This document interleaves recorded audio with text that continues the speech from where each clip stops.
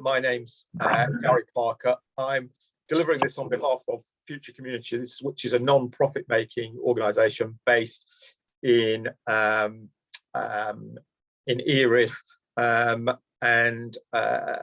this is funded by the Peabody Community Trust. With my other hat on, I run a business support and fundraising organisation called C&T Associates, which is based at the Engine House in Erith. But this is my payback to the community and to the voluntary sector, because I'm the chair of this organisation and I'm a volunteer. So that's what I'm doing this on behalf and for today. So I've got a presentation. We will send you a summary of it. That's not all the slides because it's quite long, but it's still about 20 slides, and I'll be happy to take any questions. As there's only a few of you, this was scheduled for 2 hours, but I think we may finish about 3:15, but depending on questions, because while you've got me here, you can ask as many as you like. So I'm going to do the screen share now, and I'm going to go through a presentation about all the key issues you have to address to set up a creative business or social enterprise. And there's a lot of links here as well. The other thing I should mention about this as well is that Future Communities has got a YouTube channel that this is on as well, and we'll put that in the chat. If you could do me a favour, Sybil, and post the YouTube details, if you don't mind, while I'm speaking. Right, I'm going to share the screen now, and I'll go through the presentation, and I'll be happy to take questions after that. So here we go.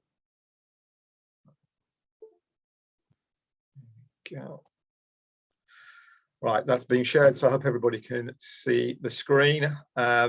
These are the Future Communities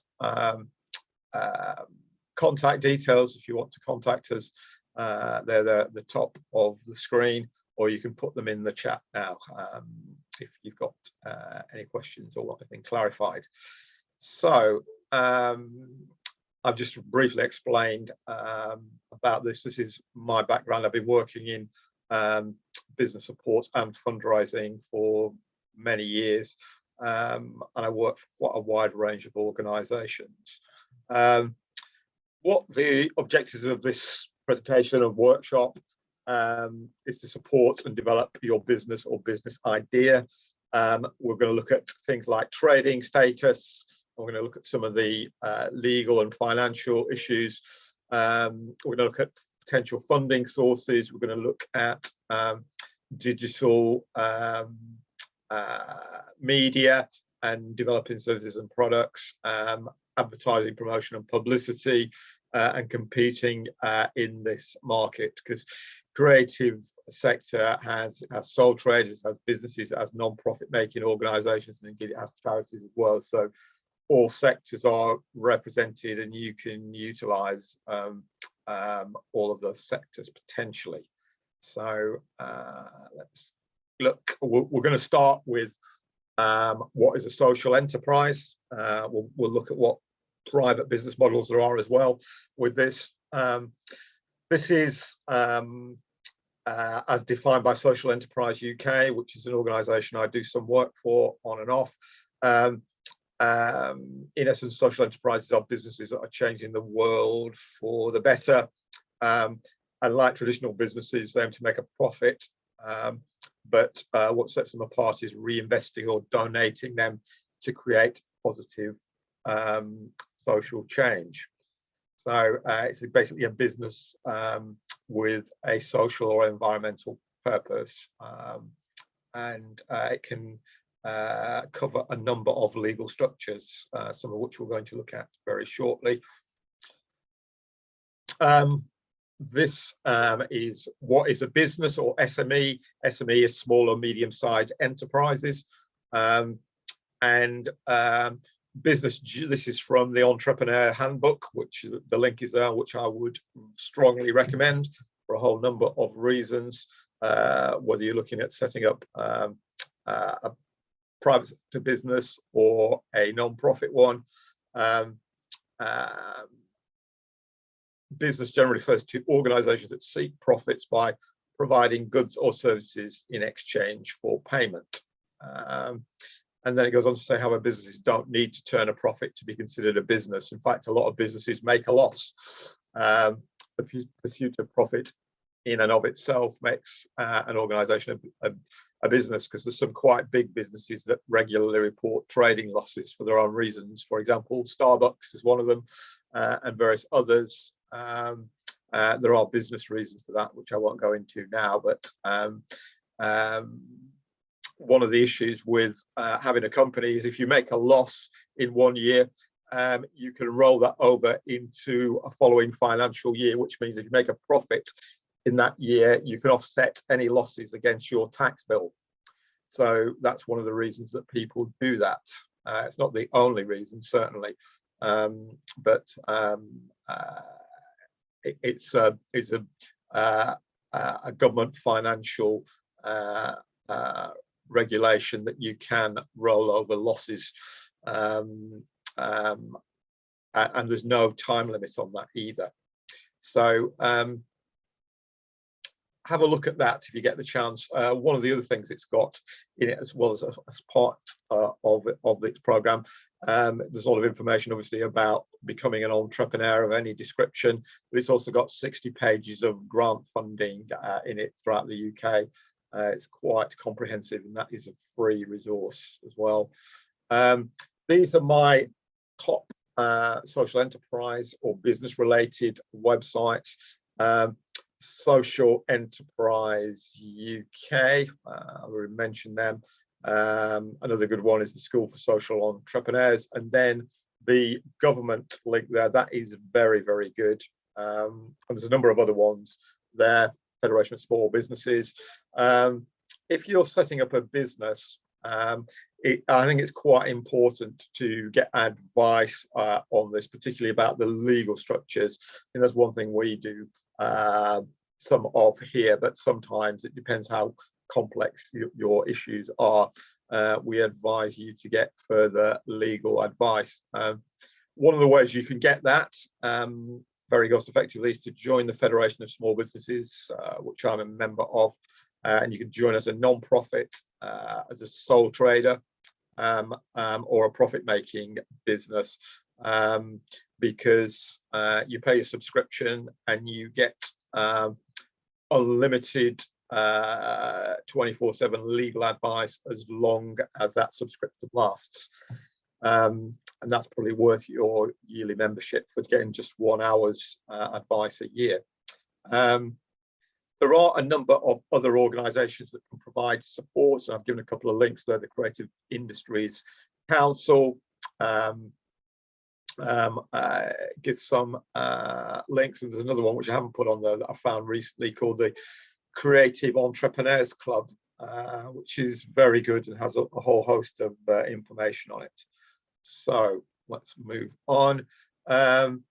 These are some of the legal and financial issues around trading status. Again, these are very useful links that I'm putting in here from the gov.uk website, because you get access to lots of other information and links just by clicking on these. Social enterprise is there for anybody who's thinking of setting up a charity, or the new forms of charity like a CIO, which is a charitable incorporated organisation, which is a charity that's registered through Companies House, or a cooperative or a community interest company, which is another form of social enterprise. Look at those links. The first link, the set up a social enterprise gov.uk link, and then you want to set up a profit-making business. There's a couple of links there about how to do that.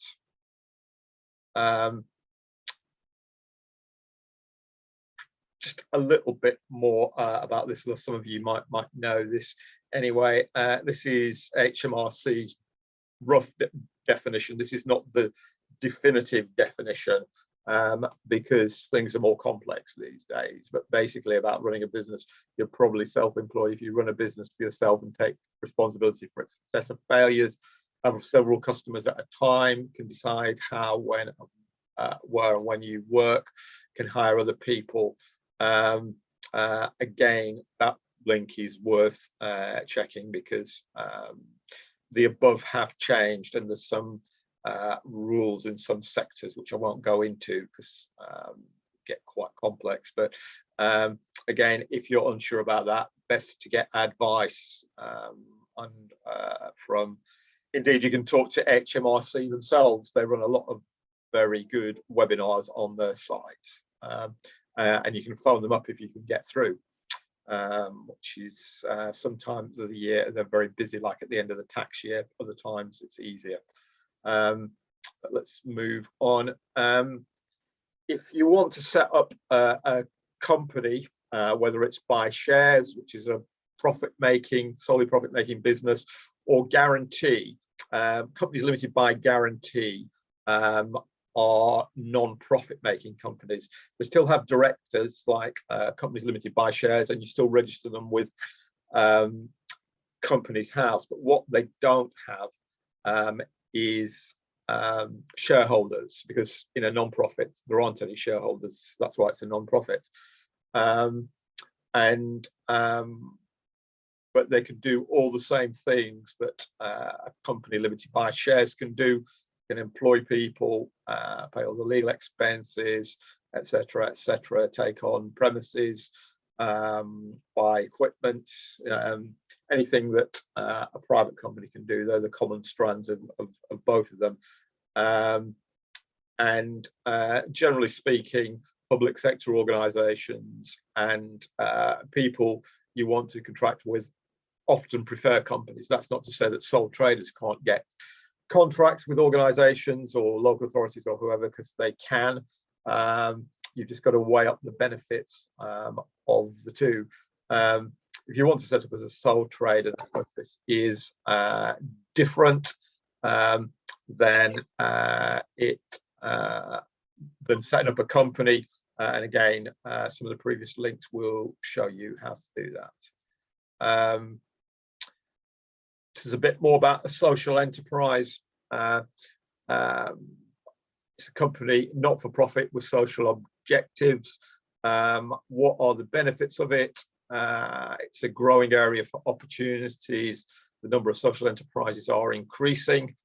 You're able to incorporate them, so you have the benefit of what's called limited legal liability. And what that means is you're personally liable unless you infringe company law for the basic subscription, or in the case of a private company, basic share holding, which is usually up to about £10. That's your personal liability. Whereas if you're a sole trader and you have any legal or financial issues, you can be held to account for all your assets, whatever property or whatever that you've got. The social enterprise contributes to community and charitable objectives, and the government supports these objectives, and you can grow significantly while retaining charitable objectives. So what that means is you can also get grant funding as well with a social enterprise. You can trade, you can sell services, and you can get grant funding. Private companies can get grant funding as well, but it's much more limited for reasons that we shall see very shortly. If you're interested in becoming self-employed, there's a number of links at the top. If you want to set up a company, you can go to the Companies House website for more information. There's the social enterprise link. There's a government link on the gov.uk website, which is very good. And then you can get more information on both from the Federation of Small Businesses website and the London Business Hub. So they are all links that I would recommend. one of the issues that you will have to take into account, whether you're a sole trader or any other type of business, non-profit making or not, or charity as well, is health and safety. Because managing health and safety is an integral part of any business, whatever it is. So you need to know something about that. There is a link there to the Health and Safety Executive, and they have a lot of very good publications.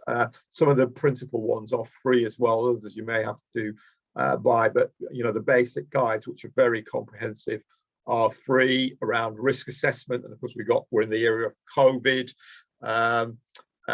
So if you need to do risk assessments, they give you a lot of advice on that site, and it's a government agency, so it is free. And I would strongly recommend that here at both Future Communities and CNT, the company I work for. We make use of the information via the HSE, and indeed you can contact them directly as well if you need to get advice. Another area that is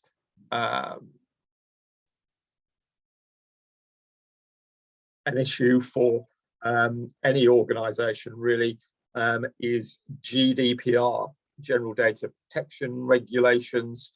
The most recent legislation came into law in May 2018, and we could spend this whole session talking about GDPR, but I'm sure you'll be pleased to know that I'm not going to do that. What I would suggest that you do is you go on to the Information Commissioner's website, the ICO, and you will get a lot of background to this and what you have to do. But as a minimum, if you keep any information or any records, whatever you are, sole trader, etc., business, non-profit, you will probably have to register with the Data Protection Act. A lot of people just think it applies to digital information, which it does, but it also applies to written records as well, and notes even. So if you're taking, if you're keeping any kind of data, you have to register for the Data Protection Act. I think they're charging about £45 a year for registration now. But if you look at that website, ICO, which is the Information Commissioner's website, ico.org.uk, it will tell you much of what you need to know. Also, you can get information on these areas from other sources as well. For example, if you're a member of Federation of Small Businesses, they can advise on data protection issues, because of course they are very important these days. So that's one of the many reasons why I mentioned this. But again, the ICO has got some very useful guides which explain this. Another thing that some of you might want to consider as well, particularly if you're running workshops or doing anything where you're talking to people directly, is you might want to use MailChimp or one of those programs. The reason is that MailChimp may share some liability in terms of data protection as well. In fact, there will probably, you know, there's a big legal case waiting to happen there, I suspect, as to who, you know, if you are using MailChimp, who is liable. Is it them, or is it you, or is it joint liability? Because it's not really been tested yet. But if you use those kind of programs, they do expect you to adhere to certain principles, but also they've got some responsibility if data leaks from that particular source. So they're worth utilizing, certainly in terms of GDPR, if you're able to do so. So I'm going to move on now. We're going to look at funding. Again, I've already mentioned one source, which is there on that slide, but obviously every kind of organization needs funding of some sort. It might be your own money. A word of advice here as well: if you're going to invest your own money and you're looking to expand things, you should look at investing it into a company structure, because it will be, It can be defined as investment in the company or a director's loan, and you're entitled to get that money back at a rate of interest if you do that. It also makes you a creditor for the company as well, and you can still be paid and get the loan repaid because it's counted as investment rather than as income. People get confused between the two because, of course, it is income for the company in a sense, but it's come direct from you, so it's investment to develop the business rather than from a contract or a service delivery transaction. If you're a non-profit, then there are a number of other issues you will need to consider, but these are some of the links for it. If you're looking to set up a private company, you should look at the Entrepreneur's Handbook, which I've already mentioned, 60 pages of grants and loans throughout the UK. If you're looking at a non-profit, you might be able to register with myfundingcentre.co.uk. There's a free subscription and there's a paywall. We actually use that here at my work at CNT, but we've got a paywall subscription, but you can get free subscription on that. And the other thing about that is it's self-defining. So I'm not sure whether they check it, but obviously if you're a big company or organization, it will be very difficult. But as an individual starting up a new group, you may be able to get it for free. Social enterprise, there's another link there. That's a lesser known one than the other two, but still has some useful information on it. Here's a bit more about the Entrepreneur's Handbook. What they tend to have on all of these sites, you can do searches for the best grant for your business with details of each grant, including funding amount, grant criteria, coverage in terms of location and any other geographical issues and more. There's over 60 pages of that. Here's another interesting one to look at for any of you, whatever you're doing, which is, again, there's a lot of government information out there that people don't always realize. And this is the gov.uk website as well, business finance support. Last time I did a search on that, which was a while ago, I was looking for some funding for a client. We came up with about 140 funding sources. So it's quite comprehensive, that particular site, and it's well worth a look. As we've got mainly women on this call today, here's some funding for women-led organizations or businesses.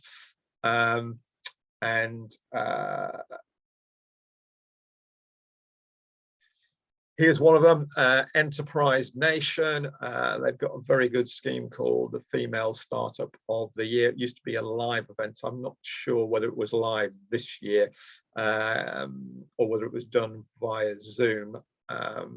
But certainly before the pandemic, it was live. I suspect it'll go back to being live. Might even have been live this year. I don't know. But Enterprise Nation, for anybody who doesn't know, is Britain's biggest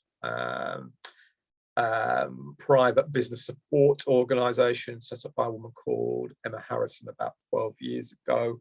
And this event, obviously, the main thing about it is you get a prize and you get significant publicity from winning it. And those are some of the other prizes that have been offered previously, but there's a why I couldn't get them all on one slide. So I just focused on the range of them, which ranges from concert tickets to some serious advice and support including from the head of enterprise at the Institute of Chartered Accountants in England and Wales and various others. And of course, the title of Enterprise Nation Female Startup of the Year and all the publicity that engenders, because Enterprise Nation is a big organisation. I'm a member of that. I would advise you to check that out and see if you're interested. Here is another one from the Arts Council. Again, they will, if you're involved in creative arts, they will fund individuals. You need to look at that site and you need to register for it. They have this horrendous, I don't want to put people off, but they have this horrendous software program called Grantium, and you've got to navigate through that, and then you've got to put a personal profile, and then they verify it, and that takes about 5 or 6 working days, sometimes longer. But once you get on that, you can get information and apply directly for their funding if you need to do that. And they fund a lot of women-led initiatives. Again, this one may not be funding right now, but Hamlyn Foundation, I'm a big fan of PHF. They run some really good programs, but they do change quite a lot. The Arts Access and Participation Fund, when this was there, you were getting grants between 30 and £400,000.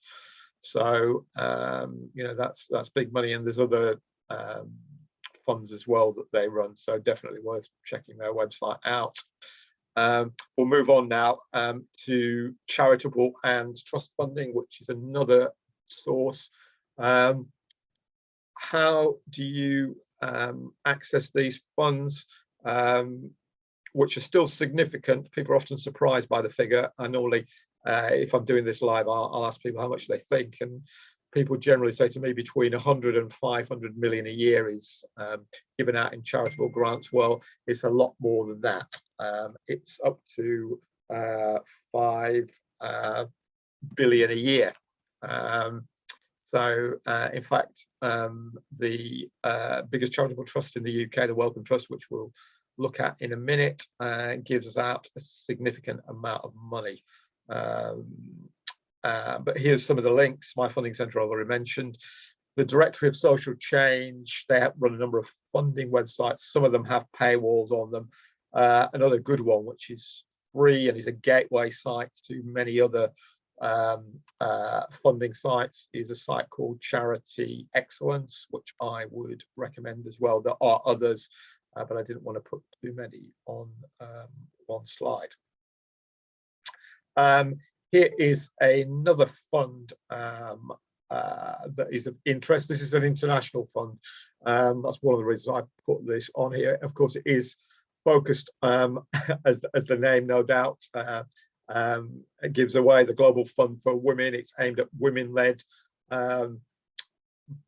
businesses and organisation, but this is an international fund. It doesn't so much, it does work in Europe sometimes, but you need to check the site out. But certainly if you're looking to do any international work of any description, that is worth having a look at, and it's been around for a long time. It's a very well-funded organisation.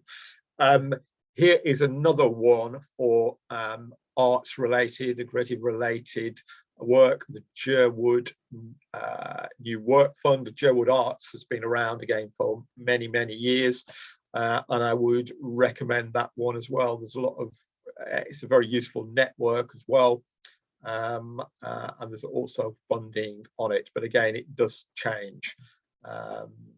This is one of the things that they've got. I'm not sure whether it's still running now, the New Work Fund, but it may well, if it's not called that, it'll be there in some other form. So definitely want to check out if you're an artist or work for an arts-led organisation.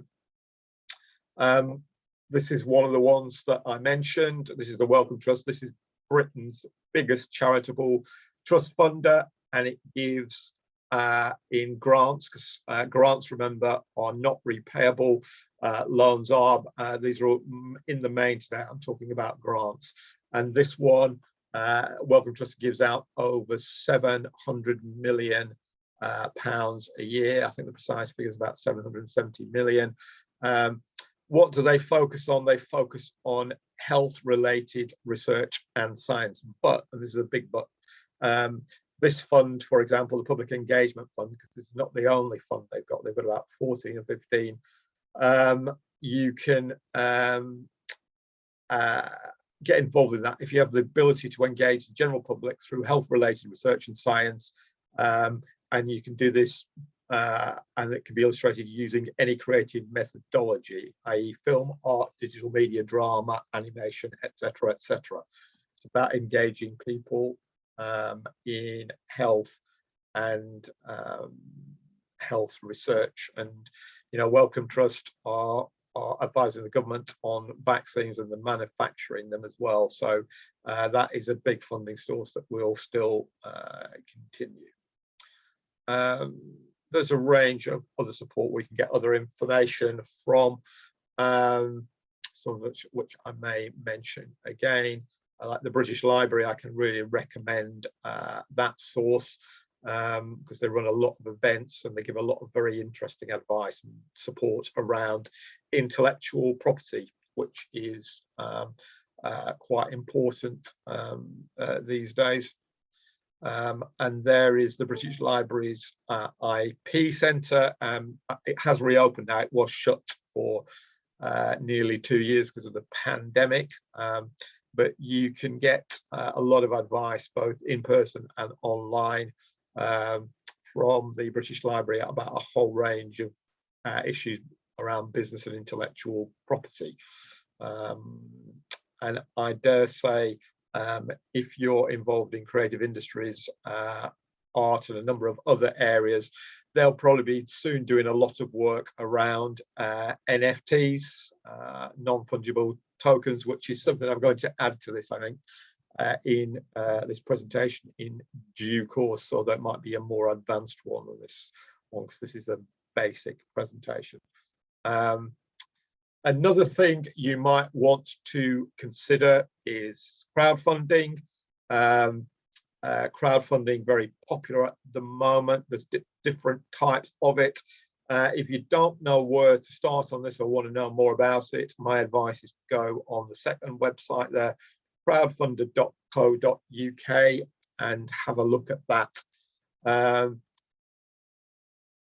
Crowdfunder originally funded a lot of non-profits, but they do fund businesses as well, because this is one type of crowdfunding. Basically, you put a project online, and if people like it, they'll make a donation to it. That is rather different than some of the other types of crowdfunding. For example, Funding Circle, who advertise a lot on TV, that is actually a loan funding program. And what they do is, if you want a loan, they've got a bank of investors, some of them are financial institutions and others, and then they'll get you the best rate of interest, although I think you have to be quite cautious with that, because the interest rates do vary significantly and can be quite high in some cases. The other ones I've mentioned, that Crowdcube is a Dragon's Den type investment. People can buy shares in a new company. If it succeeds, then obviously those shares have got some value. If the business does not succeed, then that investment that they put in is at risk, and they are aware of that, because it starts from £100 or something and goes up. So that's 3 different types of crowdfunding. Just going back to crowdfunder.co.uk, one of the other things you can do with those donation-based schemes is that you can offer people rewards. So if you were an arts group, for example, you could offer them, I don't know, tickets to events, posters, prints, paintings, whatever, and any other rewards. Because rewards, you can offer rewards on that kind of crowdfunding.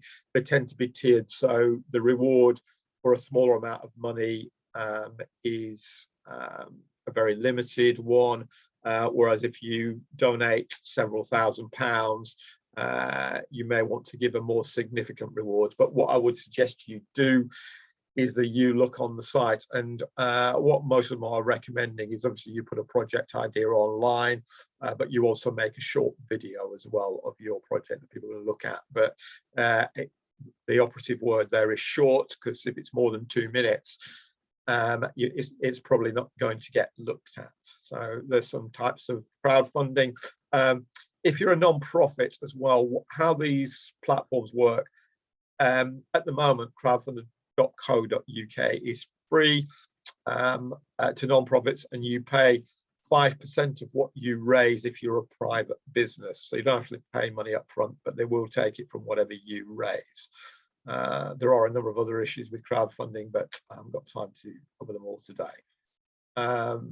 That is, if you want to know more about this, this is purchasable. This is the CNT, the organisation I work for, fundraising training pack, which costs £12 for an online version. If you want a copy of that, please contact us directly.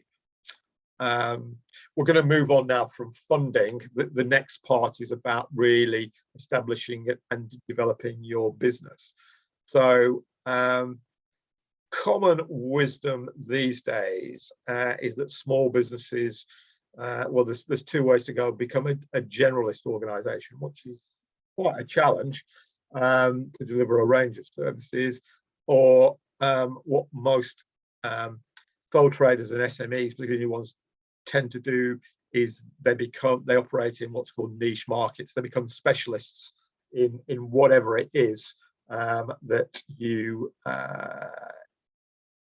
wish to provide. And there's one definition of it as a narrowly defined group of potential. A niche market is a narrowly defined group of potential customers that have specific needs your business can address. So, for example, if you were a computer repair organization, then you would look obviously to people who have computers. It could be a particular type, Apple, Macs, or whatever. That's how they tend to do it these days. There's a niche market, but there's many niche markets you can define. There's 7 marketing ideas for specialized businesses or ones that operate in niche markets, i.e. these narrowly defined groups of customers, whoever they are. Because they can be businesses, but they could be other organizations as well. For example, they could be women-led businesses. People also target sectors or other areas as well, like gender, for example. But here's 7 niche marketing ideas for specialized businesses.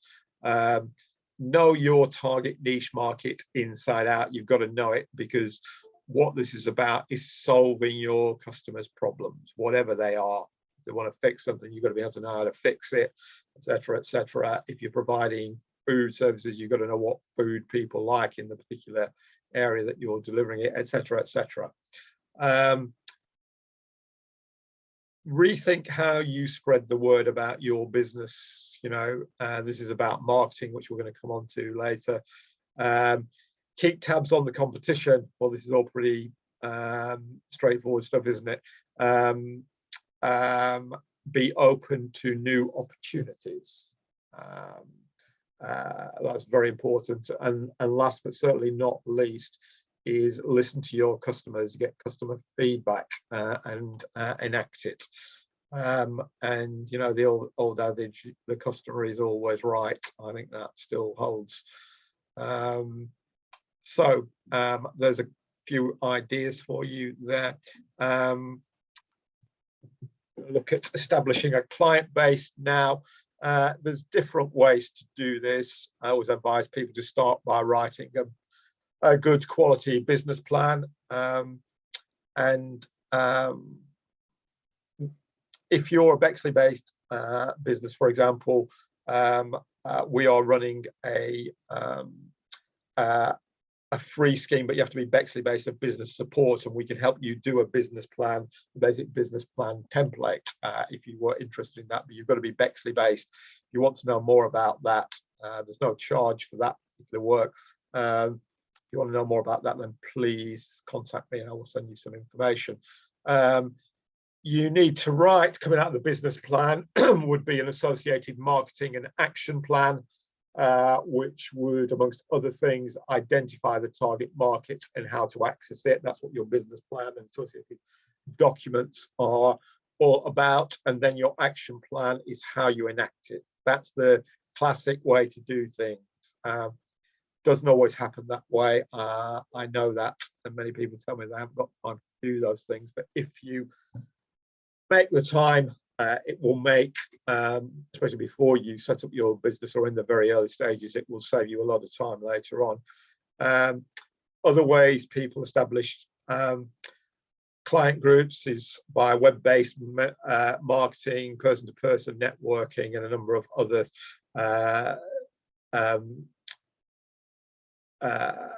schemes and characteristics. This is usually these days called lead generation. I don't know about you, but I'm constantly being bombarded by people who are going to offer me lead generation services. Well, I'm rather skeptical about those personally. Better to develop a strategy yourself. But again, there's different ways of doing it. Person-to-person networking is just coming back now. That is always a very good way to do it. Use is the principle of business networking. Then there are other means like tendering for contracts, large and small, using LinkedIn to connect with people and sell services, MailChimp, Instagram, and others. There's the whole sort of social media marketing. So there's lots of different ways to establish a client base. You've just got to work out the ones that work, that that deliver success and work for you. If you can balance those two off, then you will be in a good position. But it will take some work to get to that position. Excuse me. Right, we're going to move on. Some of the things you'll need to consider while developing your creative business is, especially creative business, because of the nature of it, much of the work is short-term and contract-based. How can you hold on to existing clients while sourcing new ones? That's called business development. Your first year of consultancy or delivering your service might be your most successful. Why is this? Simply because all your contacts are fresh, particularly if you've been working, in other contacts. You might be working for a bigger organization or working for a company that work with particular organizations, whatever. Your contacts are never going to remain static.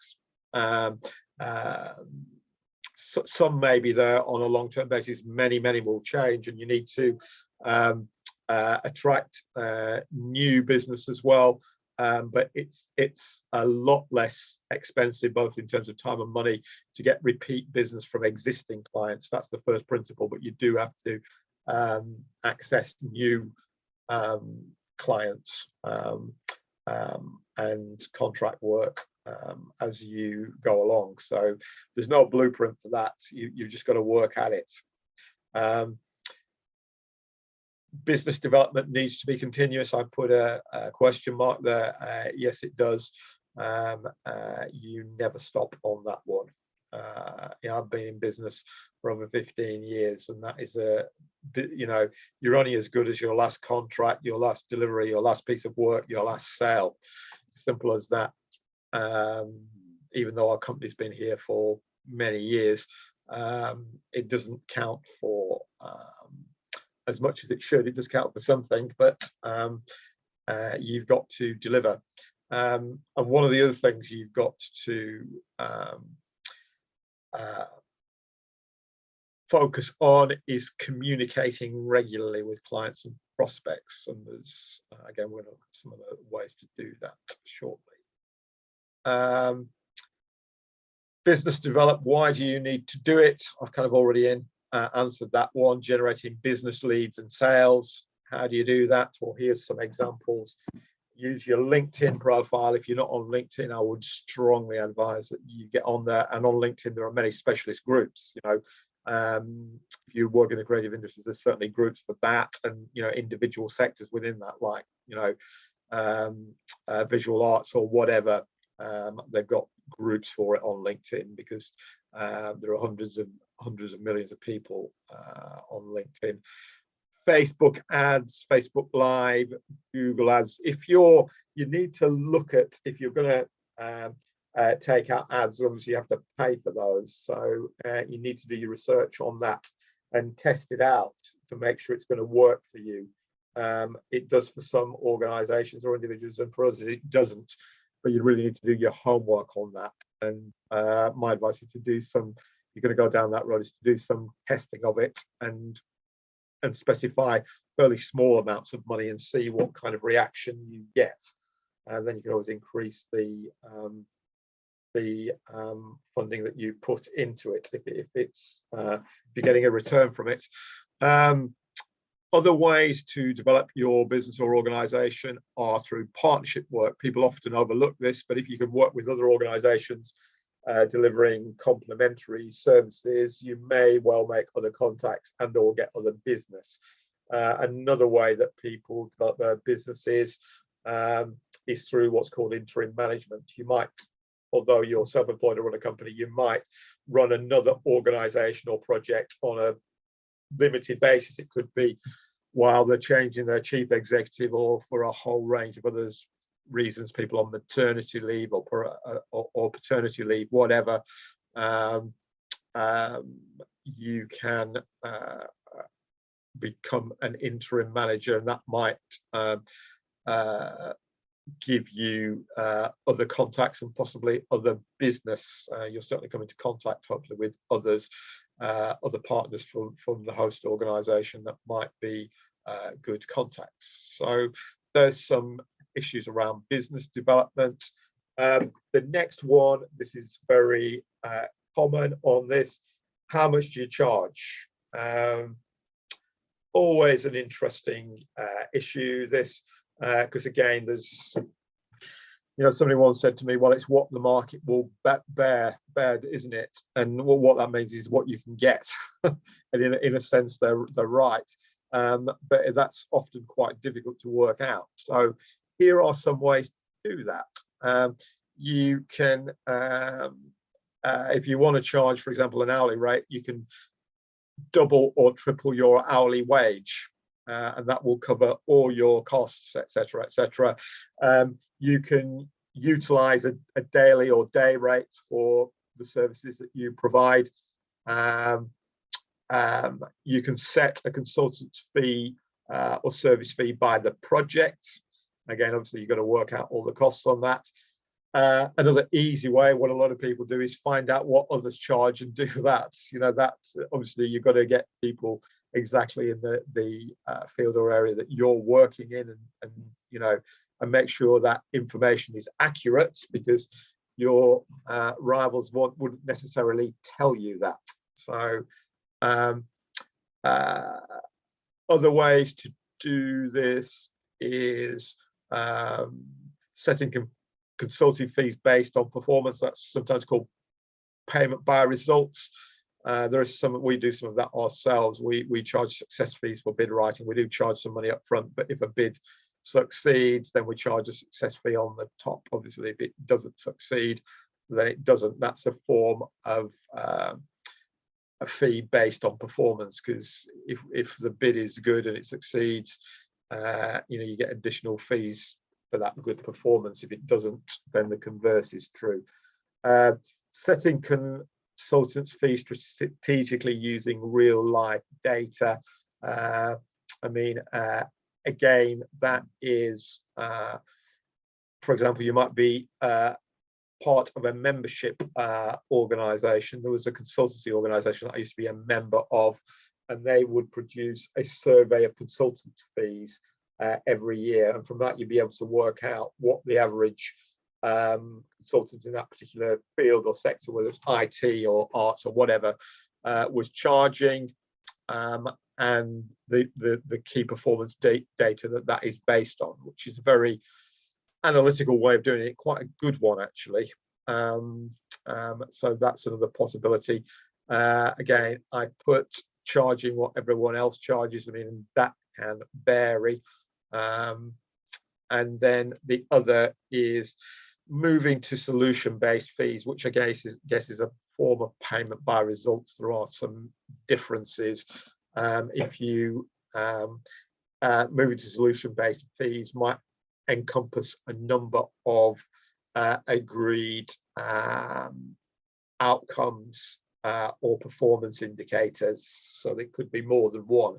I won't go into a detail on that, but there could be a number of factors involved in negotiation. Often, if you're doing solution-based fees, you can charge a lot more, but it's bigger organizations that tend to do that because they're usually established longer and they've got a longer track record. So those are some ways of working out what to charge. There are others, but those are some of the most common. I'm going to move on now to extending your client base.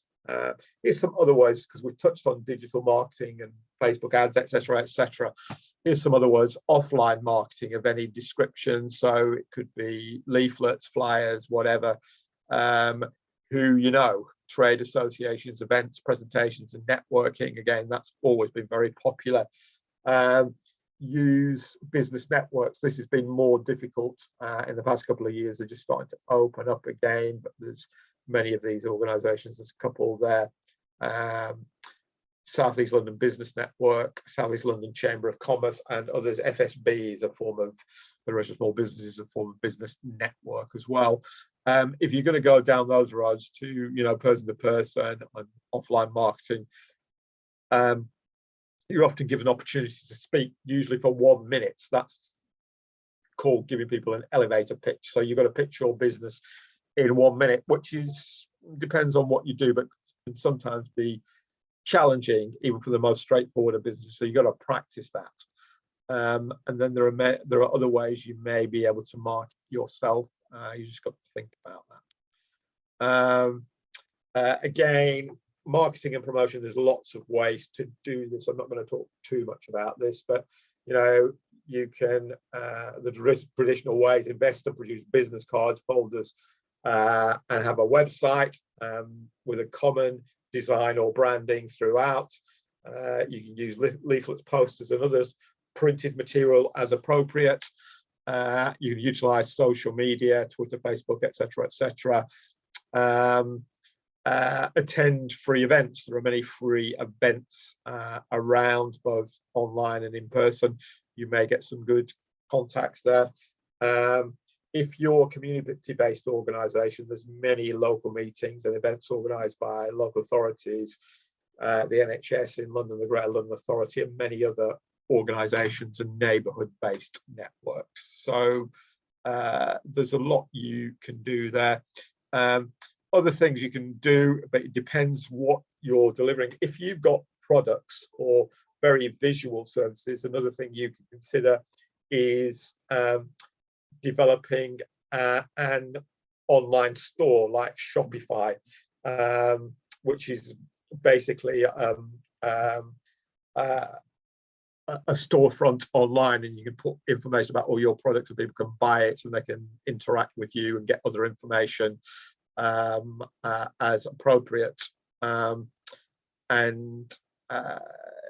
you can also take payments, but you can through other mediums as well. Again, I've given all the usual social media, and you use things like Pinterest as well, and you can use your website for payments. I mean, there is other technology that you can use as well to take payments.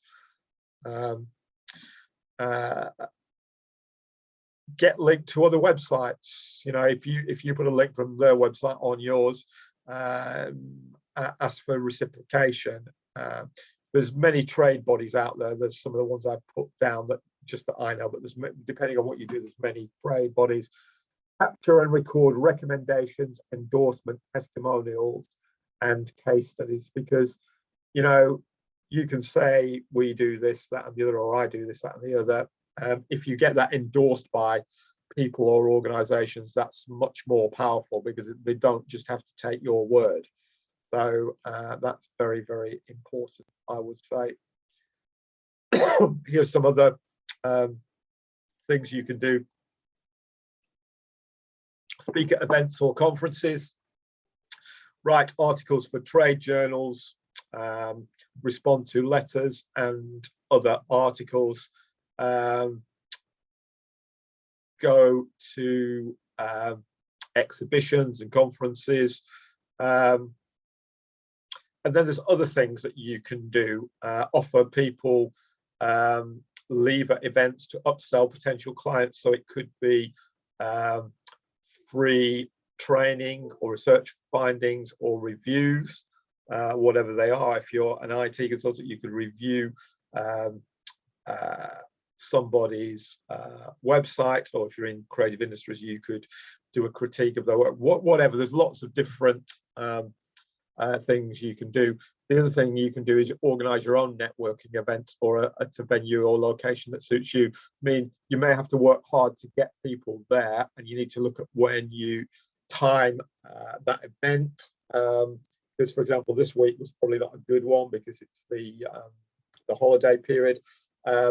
But you know, you need to take all those factors into account. But if you can get people there, you can get to meet a lot of potential clients in one place. So that will save you a lot of time.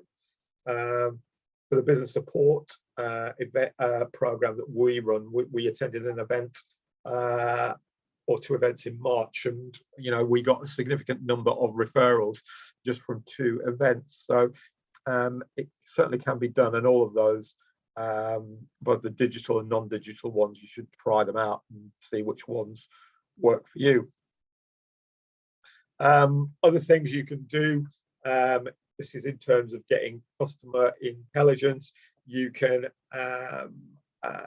carry out online evaluation of customer satisfaction services using free tools like SurveyMonkey and others to get information from your clients about what they think about your services, how they can be improved, etc., etc., and any feedback, which is very, very important.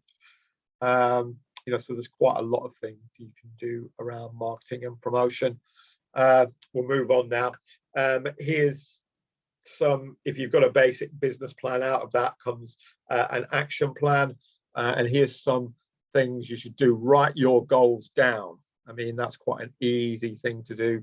And the converse of that is list the barriers to you achieving success, and then work out some ways to get around them. If you haven't defined them, they'll kind of swirl around in your head, and it might become a sort of a mental block. If you've written them down, number one, you've defined them, and it will also make it easier to come up with strategies to address them. So those two are very important. You know, maybe this is one of the most important slides on this presentation today. I would strongly advise you to do both of those things, whatever you do and whatever your sort of background is, and whatever kind of organization you want to run. Again, you break these down. I'm not going to go too much into this because I've been talking for quite a long time already. Break them down into subsidiary goals, and look at ways to improve your skills as well, and get support from others. The business support program we're running in Bexley, effectively, we're coaching and providing mentoring support on a very limited basis, but it is free. But there are many coaches out there, and there are some sources of support, or network with others and try and coach or mentor each other if you can. It's not always possible. One of the other important things about running any business or becoming self-employed is you need to expand your skills and knowledge base. You might have good knowledge when you start up your business or project, but you can't take it for granted that that's going to last forever, because you know there's new services, new skills you will have to learn, etc., to keep up in the market, whatever it is. And marketplaces, as we know, can change rapidly. So there are lots of sources of help out there. Where are these? There are some of them. What I haven't put here as well is Federation of Small Businesses, because their hub is a very good source of support, and it is free. You don't have to be a member, but there's a lot of training and stuff like that, and indeed networking. You can go on for free with them without being a member, although if you're a member, you get the full services. There's some of the other ones. London Business Hub. If you need advice and support, London Business Hub is a good place to go, because there's a lot of online support, but you can also get in-person support, you may have to pay for that though. You should look at that web link, but there's lots of free tutorials and other things online if you can't or afford to pay or don't want to pay for whatever reason. Right, and that is it. So we've now gone through 43 slides, and that's taken about an hour. So now I'm going to stop the share, and I am going to take any questions. So over to you now. Anybody want to ask any questions? If you can please stick your remote hand up or stick your hand up on screen. Anne, looks like you want to ask a question. No, I guess I just wanted to say thank you, really, because it's very, very comprehensive and there's lots to think about. I think personally, for me, I just need to then think more about actually what are the aims and that last slide you mentioned about aims and kind of challenges or limitations, things to overcome before I can then maybe find more useful questions to ask. But yeah, just wanted to say thank you because it's been a very, very useful overview of everything. Yeah. What I would advise you to do is if you contact me outside of this, I'll talk to you about the business support program, because those are the kind of areas we can cover on that. This kind of whoever you are today and whatever you do, you need to plan things, particularly if you're starting up a new end. That's the best time to do it. I mean, things will change as you go along. But don't make the mistake that I did, was just do it and then do all the planning in retrospect, because it did get done, but it put additional pressure, an unwarranted pressure that I could have avoided. We did plan some things, but you learn by your mistakes, and that's why we provided these services, because we've made every mistake in the book, and we can tell you what to avoid. Even by avoiding things, that does help you, because I wish somebody had told me 10 mistakes not to make when I first started, and then that would have really helped me. But there is no blueprint for developing any organization. You've just got to come up with a strategy, plan as much as you can, and then try, and then you'll probably have to change it a lot. You'll come up against roadblocks. So the other key thing, we're not talking much about leadership today because I've focused on technical measures, but you've got to be in it for the medium to long term, really. If you're lucky, you can make a go of it in the short term, and that's great. But many businesses or organizations in the first year can expect to make a loss. There's nothing wrong with that, but you just have to make sure that in the medium term that position gets reversed, or you completely review what you're doing. But many people and organizations do succeed. There's no reason why it can't be you. As I say, you need to have strategies and plans in place, and if you've got those, it won't help you overcome everything, but it will help you address whatever is coming down the road, so to speak, as much as you can. But in the past couple of years, as we know, we've had things that nobody could predict, like the pandemic. But even then, many businesses, mine including, went online. It's actually given us a bigger audience going online.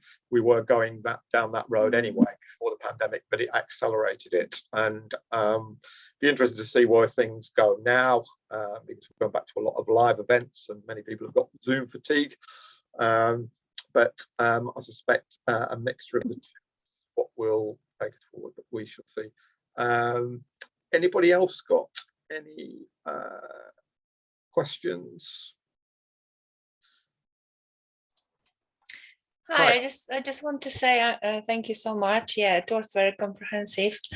You certainly have a lot of info already ready, so it's helpful. Yeah. I just want to ask, so you mentioned that this business support program, I think it's for Bexley residents. Yeah. Or if your business is based here, if you either live in Bexley, or if your business is based here, because obviously there are some businesses that can be registered, I don't know, in Croydon or somewhere, but actually deliver in Bexley. You might have a shop in Bexley, for example, but it's, the actual business is registered somewhere else. So But yeah, unfortunately, because this is a government stroke council funded program in Bexley, so we'd be delighted to deliver it elsewhere. But whatever local authority you live in, the first thing to do is to check your local authority website. Which local authority area are you in? Yeah, I live in, I live in Thamesmead, but this Greenwich borough. Oh, it's yeah, this is the unfortunate thing here. If you contact me outside here, I'll see if there's some help I can give you, because Peabody Trust have been doing some work around this as well. So I'm not sure what they are doing at this precise moment, but I'm due to meet with them soon anyway. So yeah, if you contact me outside of this, I'll try and provide some other information. But as far as you go, Anne, if you're Bexley based, then yeah, you if you want to, you'll definitely be able to join the program, and it has some other benefits as well from some of the other partners. I can refer you to some of those as well. So it is quite a good package they've developed in Bexley. They're doing some things in Greenwich as well. I'm just not 100% sure what they are. So I would go onto their website and greenwich.gov.uk or Royal Greenwich.gov.uk and search for business support, and it should tell you what the current position is. And I think that there may be a program called Startup Greenwich taking place. That's happening in other areas. For example, in Bromley, there's a program called Startup Bromley that I provided some services from recently, and they told me they might be doing something in Greenwich, but I've not heard anything yet. That was about a month ago, but that might come soon.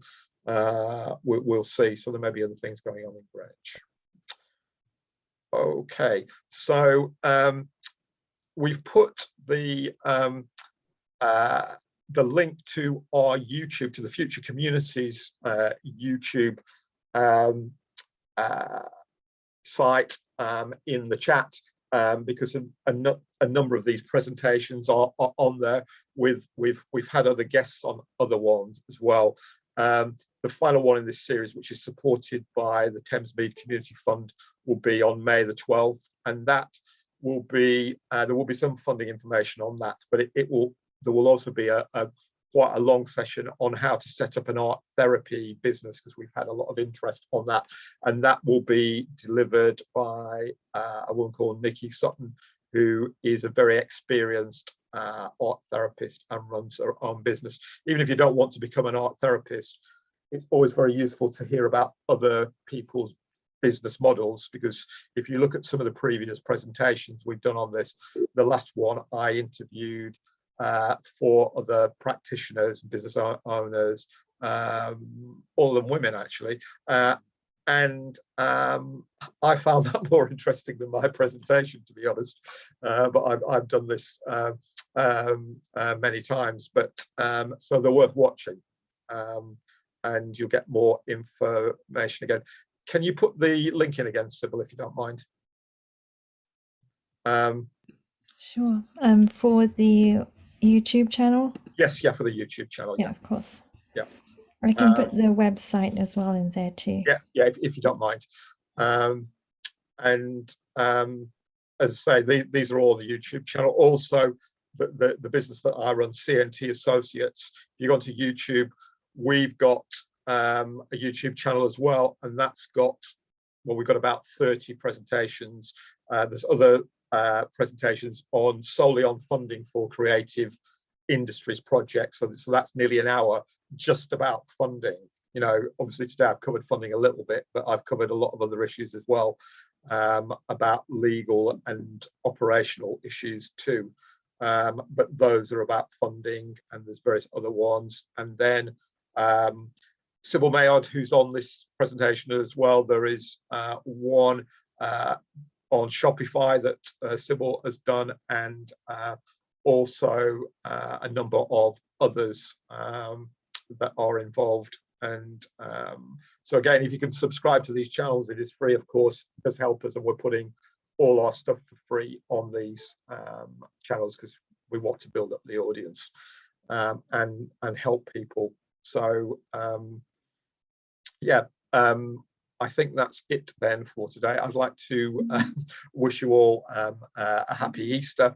And as I say, the next event will be on the 12th of May at 2 p.m. We'll be circulating some information shortly about that, probably just after Easter.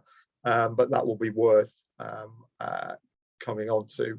And then Nikki will be presenting about how to set up an art therapy business and answering questions and talking about all the issues she's had to address to do that. And there may well be some other guests on as well. Okay, good to see you all today. And if the two of you can contact me outside of this, I'll give you some further information. The things we. Thank you so much. Thank you. Thank you very much. Bye. Nice to see you all. Thank you. Bye. Bye. Bye.